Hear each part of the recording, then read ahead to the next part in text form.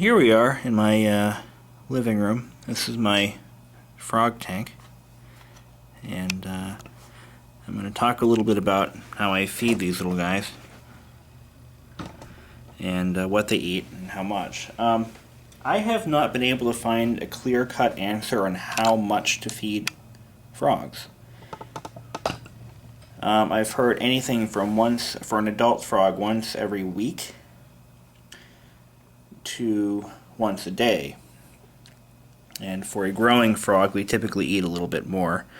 But what I've figured out is that if I feed them enough just to keep them healthy, and I do that by monitoring their appearance, then they will live a long and prosperous life. You don't want to overfeed them because they will eat everything in sight until there's nothing left. They're very, very prone to overeating. So I'm feeding them Reptomin pellets and bloodworms. I try to do the bloodworms probably once a week, and then I'll switch it off with Reptomin pellets as a staple food. And I'll show you what the container looks like. I've been hand feeding these frogs because, oops, sometimes they get a little, try to move him over where the camera can see him. Come on, little buddy. Whoa. I've been hand feeding them because if I put the food in the tank, Leela, my adult frog, will eat everything in sight before the little guys ever get to it. So here we go. I'm going to bring the food to the frog, holding it loosely, and I'm going to move the camera down here, and he will actually grab it from me, like that. Oop, almost. You want to wash your arms before you do this, because you don't want to contaminate the water, and thoroughly rinse yourself off so there's no soap. So eventually he'll just grab it from me. There you go. It's much easier to feed them bloodworms because they actually smell the food quicker, and they'll run over and grab it from you. Now watch this. I'm going to give Leela one of these pellets. Watch how she lunges for my finger.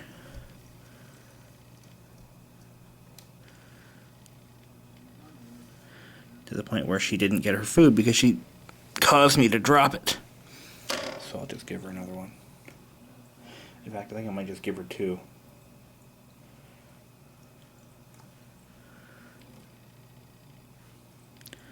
She's quite the hungry little beast.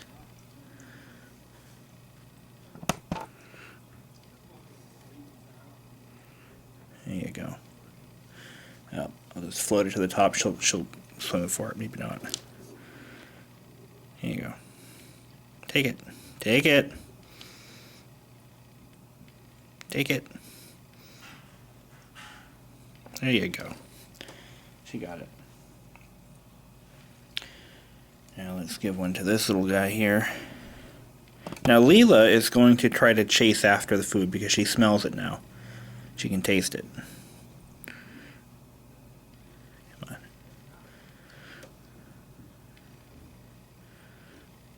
Come on. Come on.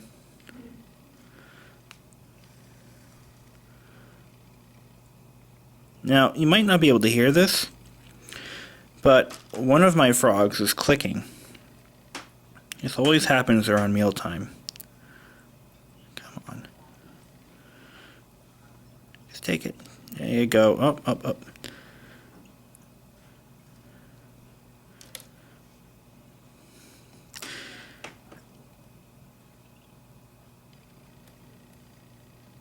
Take it. Take the food. Don't take my finger. They are not capable of, because they have no teeth, they can't puncture your skin. So don't worry about getting hurt.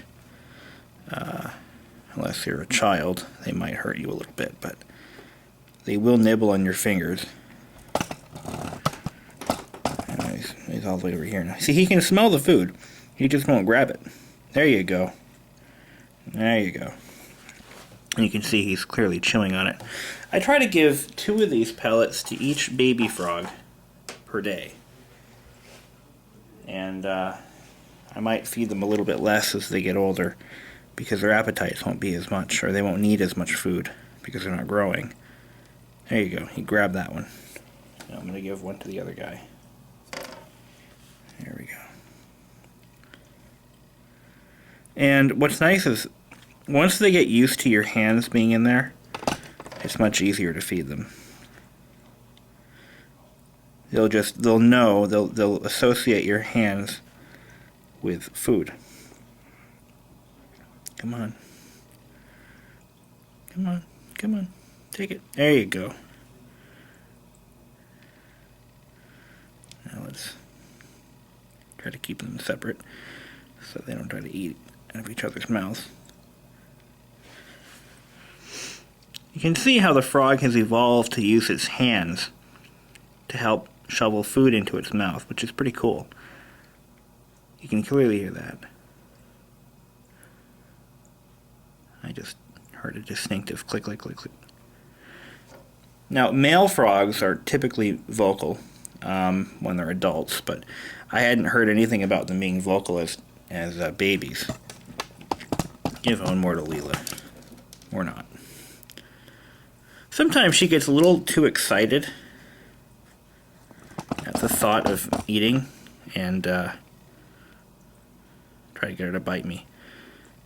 So that way I can show you that it doesn't hurt. It's surfacing for air. Here we go. Here. There's some more left. Just eat it. Yummy.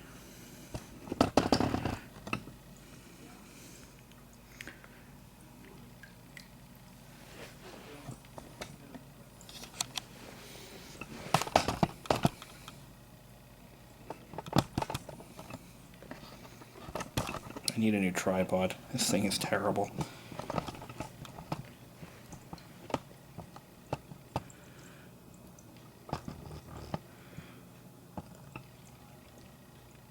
Now a little bit about lighting that I want to discuss. I'm using a Vitalite style fluorescent light bulb in this tank. It actually came with the lamp unit. And I have it on a timer.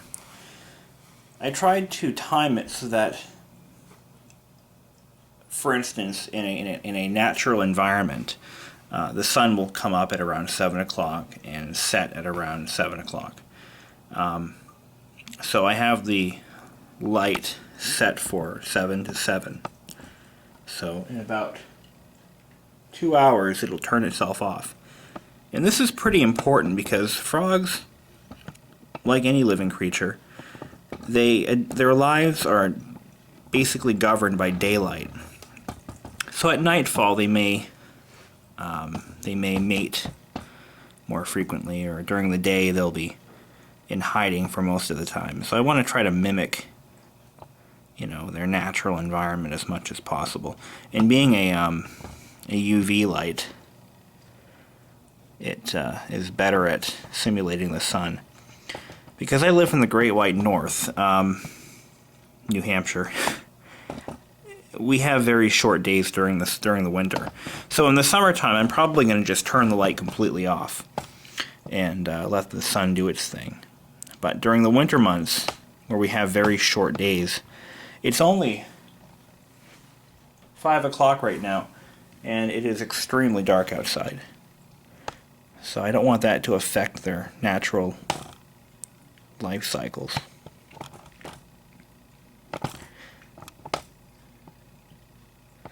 Another thing about raising frogs that you'll learn quickly is that they don't like air bubbles.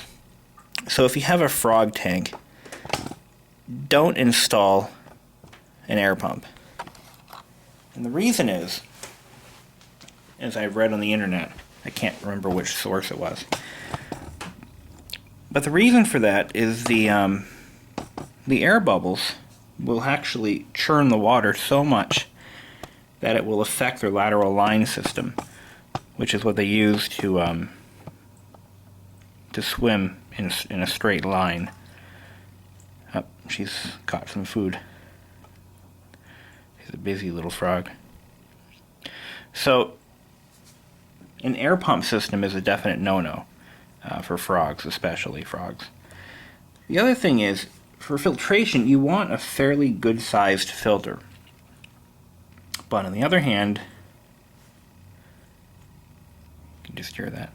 On the other hand, you can't have too much water churning. So I have a large filter set to its lowest setting. I'm using the AquaClear 30, which is an excellent filtration system. It's a waterfall style, mounts to the edge of the tank.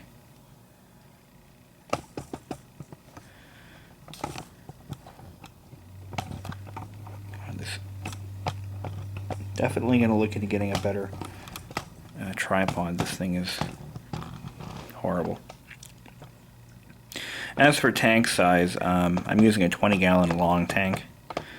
I had a choice with this stand of getting a 29-gallon or a 20 long. And I did the 20 long because I wanted them to have not necessarily depth, but room to swim around in.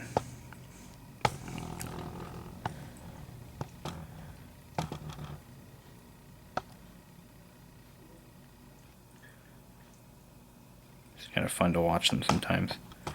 Especially during mealtime, they're very active. Normally they pretty much lie dormant on the floor of the tank. Which brings me to my next point. When you're buying frogs, make sure you're using a large stone-sized gravel, or you can use sand or a bare-bottom tank. I like the gravel because it actually takes a lot of their waste and it all sinks into the gravel. And then afterwards, like once a month or so, I'll use a siphon style gravel cleaner, and I'll clean the gravel out from one end to the other.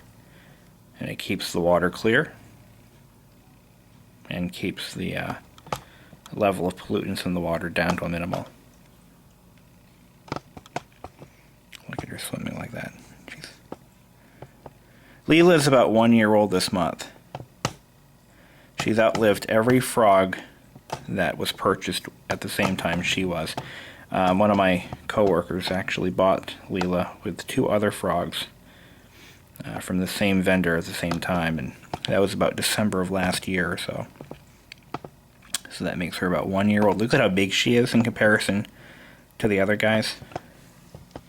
I got these 2 from an independent aquarium supplier who actually special ordered them for me. I wanted 2 natural colored albino, 2 natural colored African clawed frogs, and he pulled through and got them for me. One of them is blind in one eye. It looks like a birth defect, but if you'll notice, and that's actually how I tell them apart, but one of them has an eye that never fully developed. Let's see if I can zoom in on it. Is it this one? Yeah, it was this frog here. This is Bounder, and you'll see he has one eye that is not fully developed, and I believe that's a birth defect. And from what I've read, African clawed frogs, actually frogs in general, are known for high rates of birth defects. Like they can be born with one arm, one eye, no eyes, etc. Sometimes their defects can inhibit or prohibit a long life. And in the case of this little guy, I don't think that's going to be a problem with him.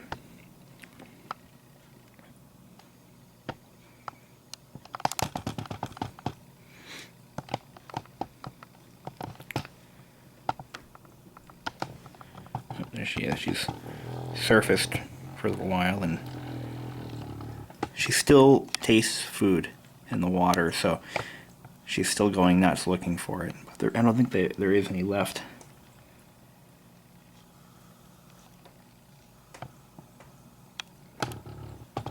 Let's take a look above the water level.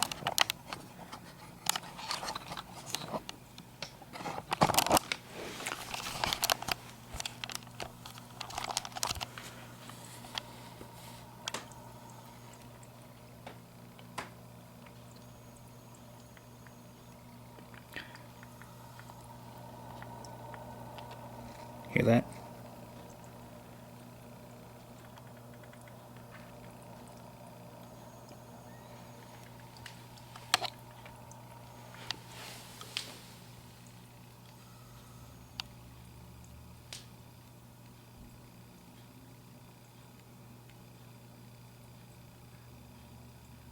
You can hear Leela breathing when she surfaces.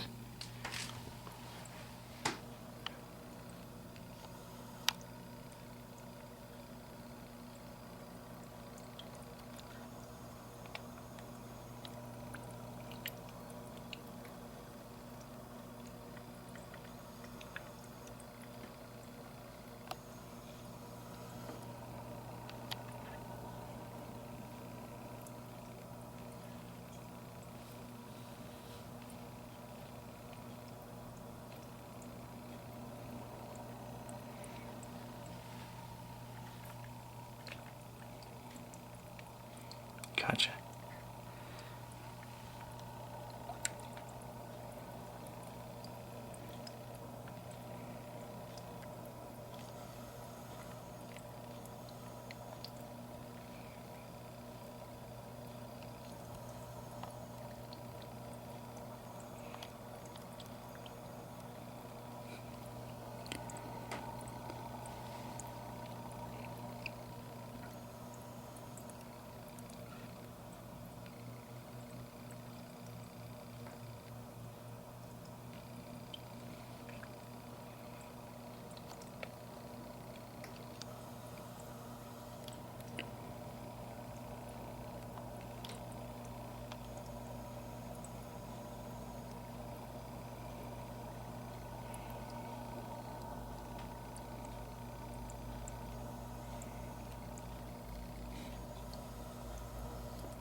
As for the age of the two youngest frogs,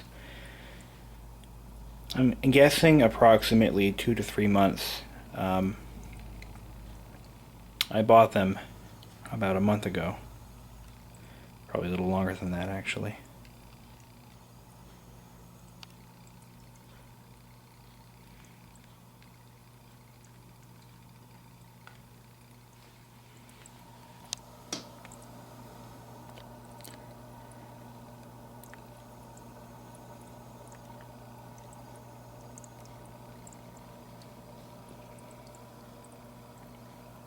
One of the things I want to mention,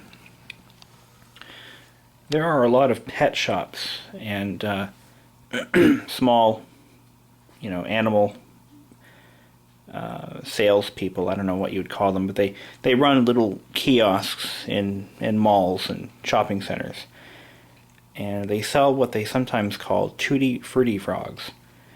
And Leela is actually one of the surviving tutti frutti frogs that were purchased by my coworker. That's what she was sold as. Personally, I find the practice to be downright animal cruelty. What they actually do is they take normal albino frogs, and they use albinos because they can be colored easily. Leela was red. So if you're wondering what your little tutti frutti frog will look like in a year, take a look at her. Because that's what she was. She was a red frog. And Reptar, which was the one that passed away, was green. So what they actually do is they take a normally healthy baby frog and they inject it with dye. Or they dump it in a tank full of food coloring. I really don't know exactly how they do it. But either way, if what I'm reading is true, and how they actually color the frogs, it can be done actually through food and through injections, painful injections, because like humans, frogs do feel pain. They then pile these poor little helpless animals into bins, and they sell them, and most of them die. It is a despicable practice, and I suggest you not support that practice by not buying one. If you want a frog, buy one from a knowledgeable pet shop that actually sells naturally colored frogs. And you'll be doing the world a favor.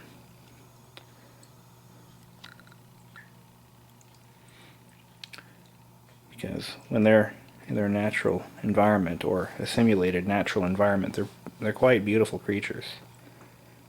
They're fairly docile. I only catch them fighting once in a while, and it's usually because somebody accidentally shoved a foot into the other one's mouth, which happens quite frequently. They tend to be very social creatures, so having more than one in a tank is a good idea, but you don't want an overpopulated tank. Another thing I can tell you from personal experience is that they do not cohabitate with fish very easily. From what I've heard, I think it's goldfish that they'll actually eat, and the spines in the goldfish can actually kill the frog because the bones are either too small or too sharp or something like that. I actually had a shark fish in here, and it wasn't very good for the frogs or the fish, because eventually the fish was too freaked out by the frog, so he leapt out of the tank and died. Not sure how he did that, but he did it. But having them live by themselves is also a bad idea, since they'll become bored and depressed, just like humans do when they're in isolation for too long.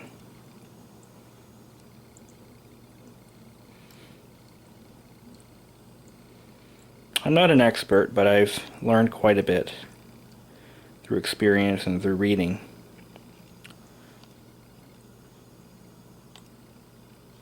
They're pretty fun to watch, especially when they're hungry.